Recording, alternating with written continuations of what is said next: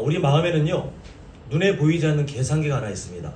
참 신기하게도 배운 적이 없거든요. 어디에서도 가르쳐 준 적이 없습니다. 제가 지금까지 배워온 커리큘럼, 그리고 또 아이들이 배우는 커리큘럼 이렇게 살짝 봐도 어디에도 이걸 가르쳐 준 적이 없는데 기가 막히게 사람들이 잘해요. 정말 잘합니다. 열심히 합니다. 그게 뭐냐 하면 내 마음속에 계산기를 두드려서 나한테 이익이 되는지 안 되는지 기가 막히게 판단해요. 어린 아이들부터 보면 본성적으로 그 삶을 잘 사는 것을 보게 됩니다.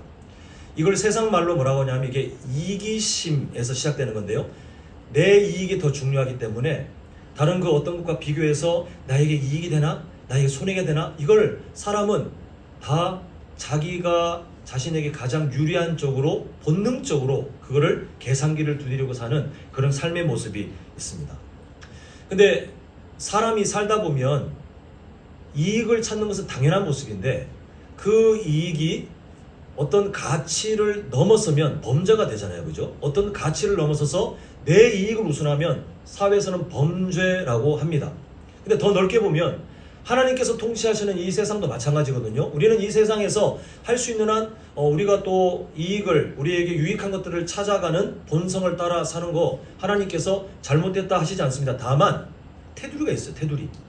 이걸 넘어가면 그때는 죄가 되는데 요즘 세상이 물론 과거에도 그렇습니다만 요즘 세상의 그 현상들이 뭐냐 하면 이 개인의 이기심에서 반로되는 이 마음속의 계산기를 막 두드려서 나에게 이익이 되냐 손해가 되느냐를 막 계산해서 따라가는 그게 인간의 원래 본성이긴 하지만 어느덧 사람들이 지켜왔던 가치를 무시하고 이익을 더 우선하는 이익 우선주의가 늘어났어요. 그래서 이 세상의 그 현상을 꼬집는 약간은 좀 허무한 표현이기도 합니다만 화면에 보이시죠? 뭐라고 되어 있습니까?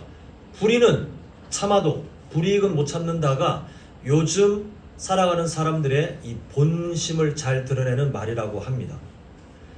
우리 성도님들, 이 말이 사실 이상하잖아요. 불의를 참으면 되지 않는데 불의를 참더라도 내 이익이 얻어진다면 그 정도는 충분히 눈 감는다는 거예요. 내가 때로는 하나님의 말씀과 타협해도 나한테 이익이 되면 내 통장의 잔고가 늘어나고 내가 세상에서 뭔가 영향력을 끼칠 수 있고 내가 원하는 어떤 목적을 이룰 수 있다면 충분히 타협할 수 있는 게 요즘 세상의 가치관이고 우리 성도님들도 그렇게 살아갈 위험이 있고 우리 자녀들도 우리 손주들도 그렇게 살아갈 위험이 우리 성도님들보다 더 높아져 있는 것이 이 말세의 때의 특징입니다. 하나님께서 과연 무엇을 말씀하시는가? 오늘 본문을 보면 마음속 계산기가 고장난 것 같은 사람이 있어요.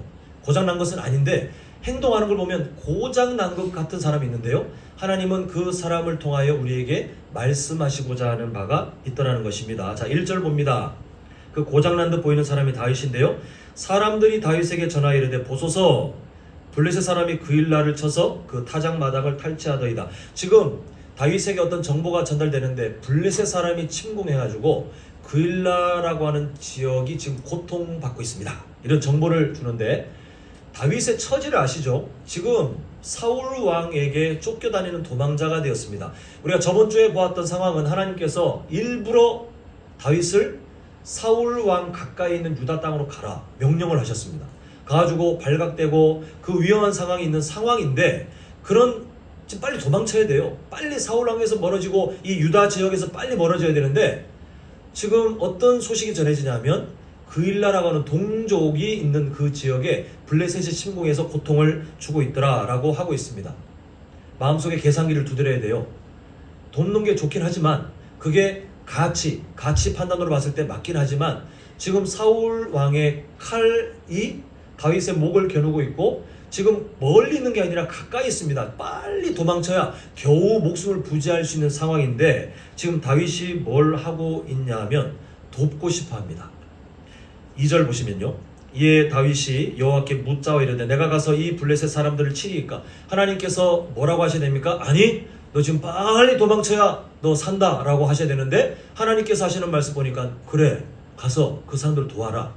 하나님도 계산기가 고장났고 다윗도 계산기가 고장났어요. 지금 어떤 위험이 있는지 보면요. 3절 보겠습니다. 현실적인 조언을 하는 사람들이 있어요. 자, 3절을 보시면 다윗의 사람들이 그에게 이르되 보소서 우리가 유다에 있기도 두렵거든.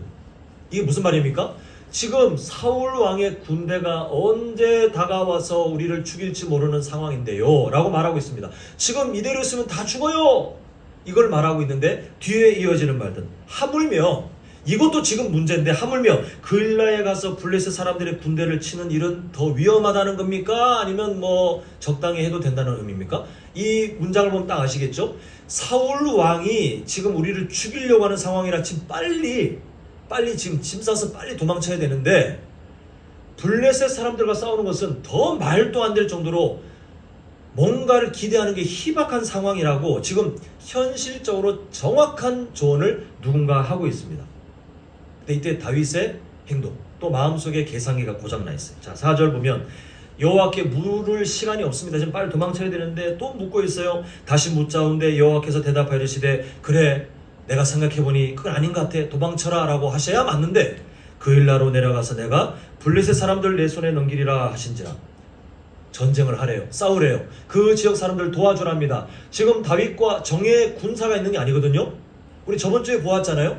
다윗과 함께 있는 사람들은 지금 다 상처 입어서 도망치고 마음에 상처 입는 그냥 일반 백성들이에요. 훈련받은 사람들이 별로 없습니다. 근데 지금 그렇게 하랍니다. 그랬더니 5절 다윗과 그의 사람들이 그일라로 가서 블레셋 사람들과 싸워 그들을 크게 쳐서 죽이고 점점점 이제 이어지는데, 지금 하나님께서 하시는 게 뭐냐면 다윗에게 가라. 그리고 다윗이 갔더니 현실적으로 말이 안 되는 큰 승리를 거두도록 누가 일을 하셨다는 겁니까? 하나님께서 그렇게 하셨다가 5절까지의 우리가 읽었던 그 본문까지의 내용입니다. 그 지금 이 일을 원래 누가 해야 돼요? 그일라에 쳐들어온 블레셋 사람들을 몰아내기 위해서 빨리 힘을 써야 될 사람은 바로 나기드로 임명된 하나님의 그 역할을, 그 사명자 역할을 해야 될 사울 왕입니다. 근데 지금 사울 왕은 뭐에 혈안이 되어 있죠? 다윗 죽이기 위해서. 다윗만 죽이면 돼. 다윗 어떻게 하면 죽이지? 모든 군대를 끌고 다윗 죽이는 거에 집중이 되어 있는 그때에 그일라 사람들은 소외되고 있었고 고통받고 있었어요. 그 참 희한하잖아요. 뭔가를 할 수 있는 힘이 있지만 하나님의 마음을 잃어버린 사울 왕은 그 뭔가를 하지 않아서 그일라 사람들이 고통받는데, 뭔가를 할 수 없는 그런 진짜 우리나라 말로 내 코가 석자인 상황처럼 뭘 할 수 있는 상황이 아닌 다윗에게는 하나님을 존중하는 마음이 있었더니 다른 사람을 돕고자 하는 긍휼한 마음이 일어나서 자신의 처지를 계산하지도 않고 마음속에 계산기도 두드리지 않고 주변 사람들이 그거 아닙니다, 그거 정말 틀린 말입니다라고 그 말릴 정도로 무모한 행동을 하는데, 하나님은 누구와 함께 하시냐면 하나님의 마음을 따라가던 다윗을 돕고 계시는 것을 보게 됩니다. 자, 이 정도면 여기서 멈추면 해피엔딩이에요. 근데 우리 성도님들이 기억하셔야 될 것이요, 하나님의 마음을 따라갑니다. 하나님께서 역사를 보이십니다. 그럼 우리가 확신이 생기잖아요. 그래, 이게 정말 하나님이 역사하셨네. 하나님께서 정말 나를 도우셨고 하나님께서 뭘 기뻐하시는지 보여주셨네. 그 다음에 동화책처럼 행복하게 살았더라라고 마치면 좋겠지만 그렇지 않아요. 현실의 문제는 늘 닥칩니다. 자, 7절 보겠습니다. 다윗이 그일라에 온 것을 어떤 사람이 사울에게 알림해 사울이 이르되 하나님이 그를 내 손에 넘기셨도다. 지금 말도 안 되는 짓을 하고 있죠. 사울 왕이 뭐라고 표현하고 있습니까?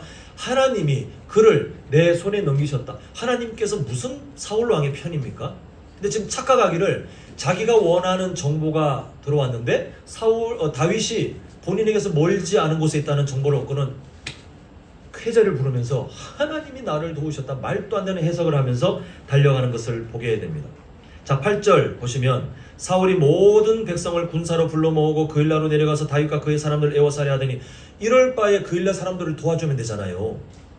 근데 지금 다윗을 죽이는 일에 모든 에너지를 다 투자하면서 이 악한 짓을 하고 있는 것을 보게 됩니다. 다윗은 무슨 죄가 있습니까? 하나님의 마음을 따라서 자발적으로, 그것도 억지로가 아니라 하나님의 마음을 따라 자발적으로 본인이 어렵지만 그러나 어려움을 당하고 있는 그 사람들을 외면하지 않고 도와줬는데, 당장 눈앞에 보여지는 것을 보면 하나님이 다윗을 버린 것처럼 보여요. 오히려 사울 왕에게 더 유리한 그런 일들을 지금 이끌어가는 것을 보게 되는데요. 이때 다윗의 태도를 잘 보셔야 됩니다. 자, 10절 우리 한번 같이 한 목소리로 읽어보겠습니다. 시작.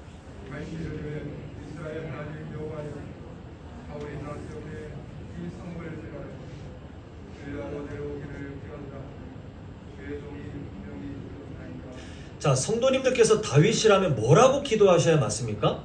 지금 하나님께 기도할 때 살려주십시오 라고 하든지, 아니면 지금 내가 동서남북 중 어디로 도망쳐야 살겠습니까? 라고 지금이라도 물어봐야 되잖아요. 근데 다윗의 기도의 방향이 누구를 걱정하고 있어요? 자신입니까? 아니면 그 그일라 사람입니까? 예.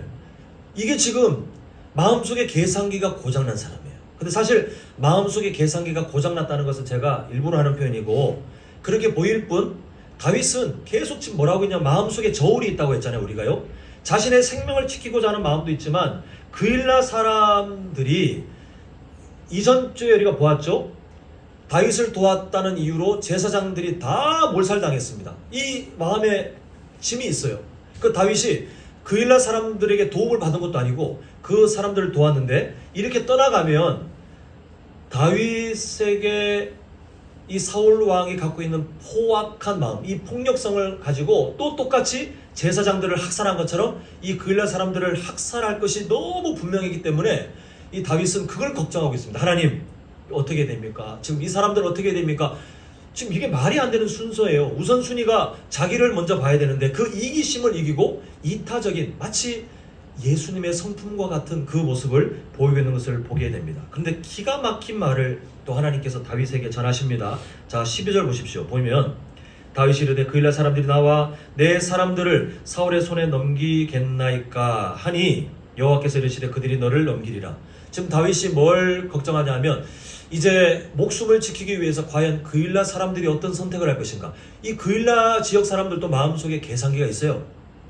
뭘 누를 것인가 물어봤더니 하나님께서 단호하게 말씀하시기를, 그 사람들 다 너 배신한다, 반드시 그렇게 한다 라고 말하고 있습니다. 그 진짜 나쁜 인간들 아니에요? 다윗 때문에 블레셋 사람들에게 생명을 구원받았는데 하나님께서 이미 그일라 사람들이 어떤 마음의 태도를 가질 것을 알고 계셨어요. 이게 하나님의 마음이 무너진 사울왕, 하나님의 마음이 무너진 그 지역 사람들. 근데 그 속에서 다윗은 계속해서 하나님을 존중하는 사람이 되었더니 마음이 어디로 가냐 하면, 저번주에 우리가 결론이 그거였죠. 하나님을 존중하면 어디로 열매가 나오냐 하면 다른 사람을 대하는 태도로 열매가 나오는데, 다윗은 진짜 바보처럼 계속해서 그 사람들을 걱정하다가 이제 하나님께서 말씀하시는 그 방법대로 도망을 가는 것을 보게 됩니다.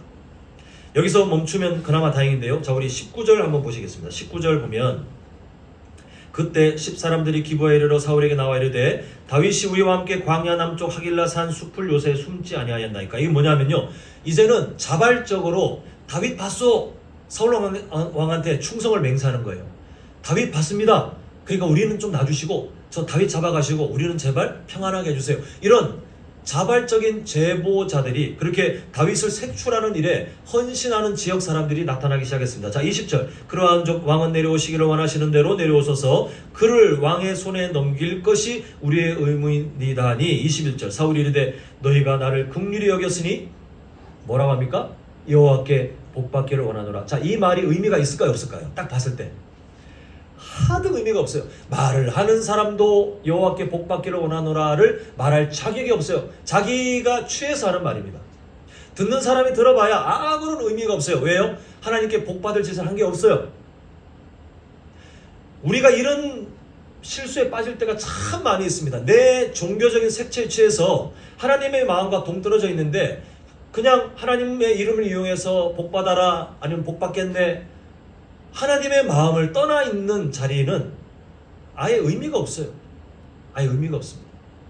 근데 이런 잘못된 행동들이 한국교회에 만연해 있는 것을 보게 돼요. 듣기 좋은 말, 듣기 좋은 행동들, 그 삶의 위치가 어딘지가 중요한데 그건 없고 복 받으세요.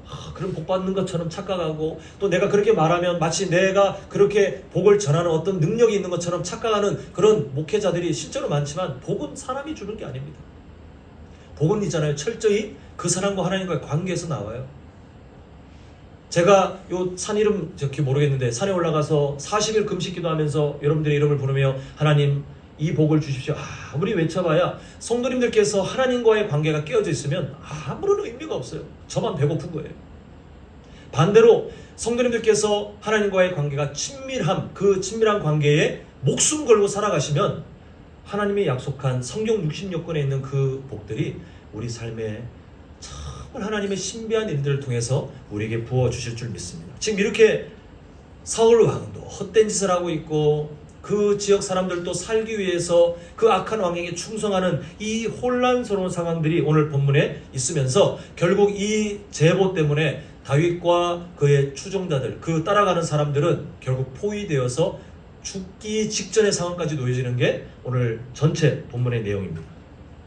사랑하는 성도 여러분, 다윗이 마음속의 계산기를 열심히 두드리고 세상의 지금 그 일반적인 모습처럼 이익을 우선하는 이익 우선주의로 살았으면 이런 고생할 필요가 없어요. 지금 아마 다윗은 사울 왕을 제끼고 이스라엘의 권력자로 떵떵거리며 평안하게 살고 있을지도 모르겠습니다. 그런데 미련하잖아요.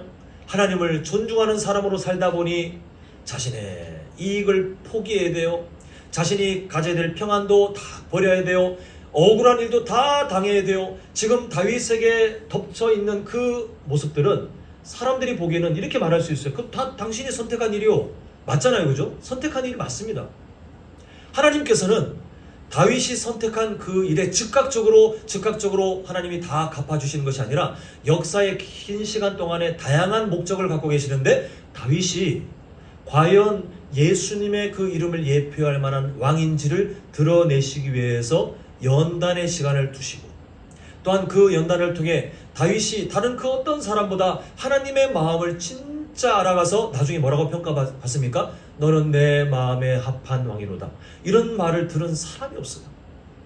하나님 마음에 합한 인생이 되기를 우리가 꿈꿔야 되는데 그 롤모델로 삼기 위해서 연약한 모습이 있었던 다윗도 하나님이 이 긴 시간을 통해서 다듬어서 훗날 하나님의 마음에 합한 사람이라고 칭찬받을 사람으로 만들어 가시는 것을 보게 됩니다. 근데 하나님께서 이 다윗의 인생 가운데 그렇게 이끌어 가시는데 과연 그러면 내 던져진 것처럼 야 너 지금은 그냥 힘들어 내가 나중에나 뭐 좀 갚아줄게 이렇게 하시는 거냐? 잘 보면 그렇지 않아요. 하나님께서는 하나님의 백성들이 하나님의 마음을 따라 우선순위를 잘 정해서 오늘 다윗처럼 내 이익을 얻고자 하는 순위보다 다른 사람을 살리는 우선순위를 바로 정렬했더니 하나님이 매우 기뻐하시는 일들, 또 하나님께서 그 상황 가운데서도 어떻게 일하시는지 우리에게 보여주시는데요. 그 일들을 통해서 나타나는 하나님의 마음이 뭐냐 하면 다윗 너 정말 나 존중하는 거 맞니? 이 질문을 하시는 거예요. 너 정말 나를 존중하는 거 맞아? 그 다윗이 정말 아름답게 수금을 연주하고 작곡을 하고 시를 쓰고 그렇게 하나님께 예배를 해도 이 질문을 피할 수는 없어요. 삶 가운데 이 질문을 던지면서 하나님께서 너 그러면 지금 있는 상황 가운데 너의 우선순위가 뭔지 한번 잘 증명해봐. 이렇게 지금 계속해서 묻고 계십니다.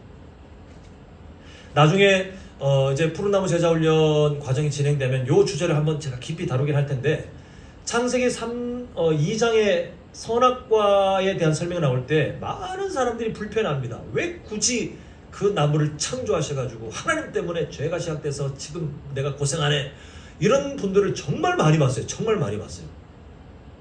근데 선악과는 하나님의 질문이거든요. 에덴 동산 가운데 두신 다음에 하나님이 질문하시는 거예요. 너 나를 존중하니? 아담, 하와, 너 정말 나를 창조주로 존중하니? 네가 지금 이 에덴 동산의 모든 것을 다스리고 있고 누리고 있지만 근데 진짜 이 우주의 주인은 나라는 것을 너 존중하고 있니? 그때 어떻게 대답해야 됩니까? 말로 하는 대답이 의미가 있는 게 아니고요. 존중한다면 뭐만 하면 되냐면 선악과를 가만히 놔두면 돼요. 너무나도 쉬운 거. 그러나 하나님을 존중한다면 마음속에 아무리 궁금증이 생기든 마귀가 와서 옆에서 유혹하든 뭐만 하면 돼요? 선악과를 가만히 놔두면 그게 대답이 되는 거예요. 삶으로 대답을 하는 겁니다. 지금 마찬가지입니다. 하나님의 이 질문은요. 사무엘 상에만 집중된 것이 아니라 성경 전체, 아니 우주 전체의 역사 가운데 계속해서 인간들에게 던져지는 거예요. 사무엘상 초반부에는 한나에게 던져졌어요. 너 나를 존중하니. 그 상황 가운데 자신을 대적하는 그 여인에게, 질투하는 사람에게 모든 것을 퍼부을 수도 있고 자기 남편에게 모든 분노를 퍼부을 수 있지만 하나님을 존중합니다 라는 대답처럼 한나는 뭐만 했어요? 그저 기도만 했어요. 그랬더니 하나님이 그 인생을 들어 역사를 바꿀 사무엘을 준비하셨잖아요. 너 나를 존중하니? 라는 질문을 했을 때 그때 예 하나님, 저 하나님 존중합니다 라고 마땅히 대답해야 될 엘리와 그 아들들, 그 제사장 직무를 감당할 사람들은 다 노 했어요. 아니요, 제가 제사는 드려드리겠지만 제가 주인입니다. 그러나 사무엘은 하나님을 존중하는 사람으로 구별되었어요. 지금 어떤 역사입니까? 사울 왕과 다윗에게 하나님이 똑같이 질문을 하셨는데 그 질문에 실패한 사람은 사울 왕이었고, 지금 그 질문에 집요하게 하나님께서 묻고 쪽지 시험도 보고 중간고사도 보고 기말고사도 보지만 그 질문에 때로는 실패도 했잖아요. 그러나 그때 다시 답을 찾아서 예 하나님, 나 하나님 존중하는 거 맞아요 라고 다윗이 대답하고 있는데, 뭐로 대답하냐 하면 삶으로 대답하더라는 거예요. 삶으로, 우선순위로 대답하더라는 겁니다. 이 질문은 우리에게 똑같이 던져지고 있어요. 지난 한 주간 성도님들께서 음성을 듣진 않으셨겠지만 하나님이 어떤 상황들마다 질문하시는 거예요. 내 사랑하는 아들아, 내 사랑하는 딸아, 너 나 정말 존중하니? 그때 우리의 대답이 뭘로 나타나야 됩니까? 과거 창세기 3장에서는 선악과를 그냥 가만히 두는 걸로 지켜져서 했다면 이제는 어떻게 나타나야 됩니까? 우리의 우선순위를 잘 정렬해서 내가 하고 싶은 거, 내가 하고 싶은 말, 내가 하고 싶은 생각들을 할 수 있는 자유의지가 우리에게 있지만 그 우선순위를 잘 정렬해서 하나님이 기뻐하시는 것을 우선순위에 두고 하나님이 기뻐하시는 것을 제일 먼저 하고, 그리고 그 마음을 따라 하나님 사랑, 그 다음에 이웃사랑, 오늘 다윗이 그 순서를 찾잖아요. 이웃사랑의 삶을 나타내면 하나님께서 야, 너 정말 정답이다, 정답. 너 나를 존중하는구나. 우리는 이렇게 교회에 모여서 뭔가 찬양을 하고 헌금을 드리고 말씀을 들을 때 집중하고 기도를 하면 그게 하나님을 존중하는 그 한 모습으로 봅니다만, 맞아요. 근데 그게 전부가 아니라 이건 정말 일부예요. 너무나도 일부예요. 과장돼서 표현하자면 우리가 예배 드리는 것은 하나님 존중의 티끌처럼 작은 영역입니다. 나머지 영역, 우리의 인생에서 하나님이 질문을 던지시는 거예요. 너 나를 존중하느냐? 우리는 이번 주에도 실패했을 영역들이 있을 겁니다. 그러나 우리 안에 계신 성령께서는요, 우리가 그렇게 실패자로 늘 오답만 찾는 사람으로 두지 않으세요.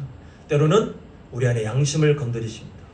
때로는 하나님의 말씀을 통하여 듣게 하십니다. 때로는 주변 사람들과 대화하는 중에 도전받게도 하시도록 상황을 만듭니다. 근데 그렇게도 못 깨닫는다면 하나님께서는 상황을 만들어서 때로는 우리에게 아픔이 되지만 그런 징계를 통해서라도 우리가 하나님의 마음 앞에 우선순위를 실패하지 않도록 계속해서 끌고 가시는 것이 하나님의 사랑의 방법입니다.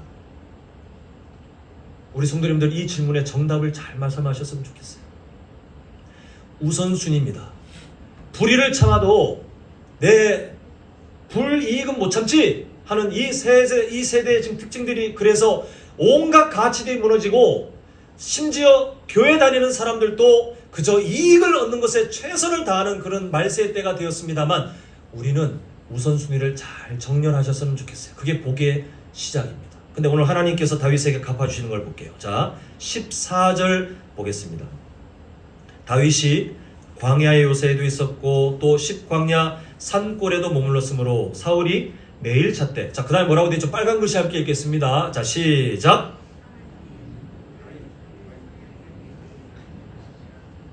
지금 상황은 마치 하나님께서 오답을 피해서 우선순위를 잘 정렬해서 하나님께 정답을 제출한 다윗을 하나님이 그냥 버리신 것 같았어요. 그죠? 하나님께서 기뻐하시는 일을 찾았더니 오히려 그것 때문에 빌미가 돼서 사울 군대가 막 쳐들어오는 상황이었는데, 하나님께서 딱 뭐라고 하시냐 하면 그거 눈에 보여지는 현상일 뿐 나는 너를 지킨다. 하나님께서 넘기지 아니하시니라, 이렇게 말씀하세요. 좀 더 구체적인 상황 보겠습니다. 자, 27절 보겠습니다. 전령이 사울에게 와서 이르되 급히 오소서 블레셋 사람들이 땅을 침노하나이다. 28절. 이제 이에 사울이 다윗 뒤쫓기를 거치고 돌아와 블레셋 사람들을 치러 갔으므로 그곳을 셀라 하마 느곳이라 칭하니라. 세상 사람들은 말합니다. 우연히 어쩌다가 와 운 좋게. 근데 하나님께서 아까 뭐라고 하셨어요? 나 다윗을 절대 사울 왕의 손에 넘기지 않아. 지금 군대가 둘러싸고 있어? 아무 의미 없어. 누가 믿겠습니까?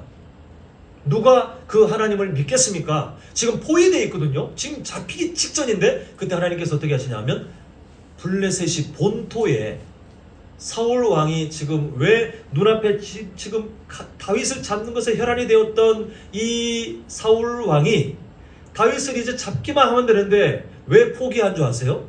마음속에 뭐가 있다고 했습니까? 계산기가 있는데 본토가 침공돼서 자신의 재산, 자신의 왕권이 위협될 거 아니까 이거 우선순위를 본인이 막 계산하더니 다윗을 잡아 죽이는 게 중요한데 내 걸 지키는 게 더 중요한 거예요. 그래서 다윗을 포기하고 달려감을 통하여 위기 직전에 있었던 다윗을 하나님께서 그런 방식으로 구해 주시는 것을 우리가 보게 됩니다. 사랑하는 성도 여러분, 하나님께서는요 정말 사무엘상 2장 30절의 말씀처럼 일하세요. 정말 믿으셨으면 좋겠습니다. 확신하셨으면 좋겠어요. 나를 존중하는 자를 내가 존중하겠고 나를 멸시하는 자를 내가 경멸하리라. 하나님은 이 통치 방식으로 우주를 다스리고 계시는데 우리가 이 사실을 알면서도 계속해서 우선순위에 어떤 것들을 내 마음에 만족, 내가 이유익을 얻는 거, 내가 이 세상에서 잘 먹고 잘 사는 거, 사람들에게 인정받는 거, 내 쾌락을 누리는 거, 이걸 계속 올리면 그 자리에 계셔야 될 하나님의 일들, 그 자리에 계셔야 될 하나님의 뜻이 계속 무시당하면 사무엘상 2장 30절의 기준에 따르면 우리는 하나님을 멸시하는 사람이 되어요. 되게 무서운 표현 아닙니까? 근데 반대로 우리가 때로는 이렇게 하면 손해가 있을 게 당연하고 이렇게 하면 나에게 불이익이 있을 게 당연한데 근데 아무리 생각해도 하나님이 기뻐하실 일이라면 그냥 가셨으면 좋겠어요. 신앙생활은 좀 무식해야 잘합니다. 이게 머릿속에 계산 많은 사람들은 신앙생활 잘 못해요. 하나님 말씀이 이렇다면 우리가 무식했으면 좋겠어요. 그 부분에 대해서는 정말 다른 거 판단하지 말고 마음속에 계산에 내려놓고 하나님이 그러시다고 하니 제가 한번 가볼게요. 그게 하나님 존중이에요. 오늘 설교 제목처럼 우리 성도님들 하나님께서 질문하실 겁니다. 너 나를 존중하니? 상황마다 사람을 대할 때도 또 우리가 혼자 있을 때도 질문하실 텐데 그때 우선순위를 잘 정렬하셔서 정말 하나님을 존중하는 그래서 하나님을 기쁘시게 만들고 하나님의 기적과 하나님의 복을 누리는 우리 모든 성도님들의 인생 되시기를 간절히 소망합니다.